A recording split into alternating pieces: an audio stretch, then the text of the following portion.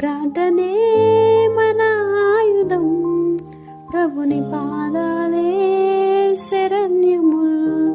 అంతులేని లోకంలో వింత వింత శోధనలు, ప్రార్థించు విశ్వాసి ప్రార్థనలో పోరాడు.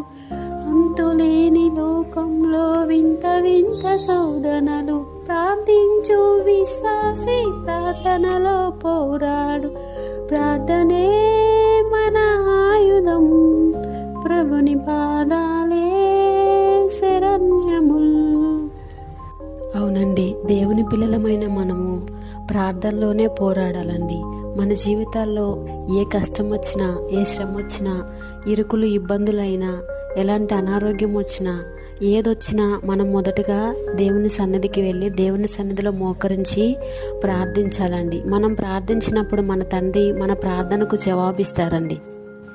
యేసయ్య చేసిన ప్రార్థన వలన తండ్రి చిత్తం నెరవేర్చబడిందండి.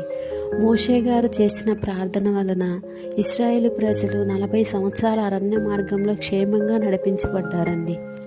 ఎస్తేరు తన ప్రజల పక్షాన ప్రార్థన చేసినప్పుడు దేవుడు విన్నారండి. తన ప్రజలు మారణ హోమంలో చిక్కుకోబోతున్నప్పుడు ఎస్తేరు చేసిన ఉపవాస ప్రార్థనకు దేవుడు విజయాన్ని ఇచ్చారండి. హాగరును సారా బాధించి హింసించినప్పుడు, అబ్రహాము హాగరును విడిచిపెట్టినప్పుడు హాగరు అరణ్యంలో చేసిన ప్రార్థన యేసయ్య విన్నారండి. హాగరు చేసిన ప్రార్థనే ఆమె ప్రాణాలను నిలబెట్టింది.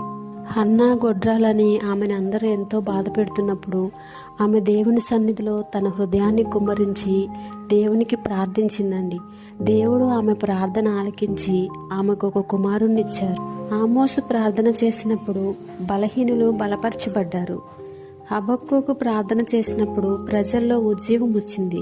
మన దేవుడు ప్రతి ఒక్క ప్రార్థన ఆలకిస్తాడండి. ప్రతి ఒక్కరి ప్రార్థనకు జవాబునిస్తారండి.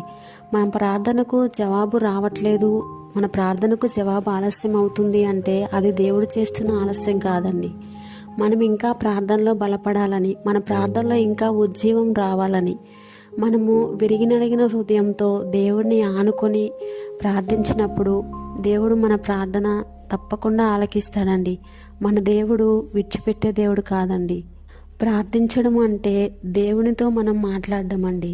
దేవునితో మనం మాట్లాడినప్పుడు యథార్థంగా మాట్లాడాలండి, మనస్ఫూర్తిగా మాట్లాడాలి, హృదయపూర్వకంగా మాట్లాడాలి.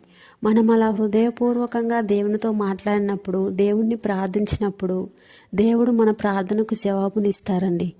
మన దేవుడు తన మహిమైశ్వర్యంలో మన ప్రతి అవసరంను తీరుస్తారండి.